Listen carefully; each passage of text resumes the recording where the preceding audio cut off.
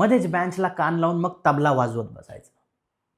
खेळाचा तास म्हणजे जीव की प्राण. खेळाचा तास सुरू झाला की मग काही जण खो खो, काही जण कबड्डी, काही जण निवांत गप्पा मारत बसलेले.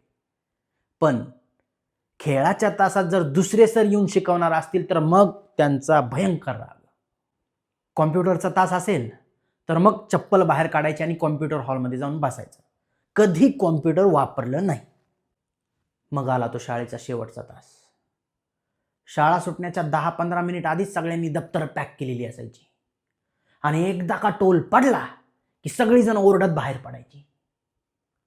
पण त्यातही एखादा वर्ग असा असायचा की सर तरी पण शिकवतच असायचे. वर्गातून पोरं ओरडायची सर सोडा, पण नाही, सरांचा टॉपिक कंप्लीट होईपर्यंत सरांनी त्या वर्गाला कधी सोडलेलंच नसायचं. मग शाळा सुटली की सगळेजण सायकल स्टँडपाशी जमा व्हायची, सायकल काढायचे, आपापले ग्रुप जमा करायचे आणि सगळी पोरं जमा झाली की मग सायकल हातात धरून गप्पा मारत मारत शाळेच्या गेटच्या बाहेर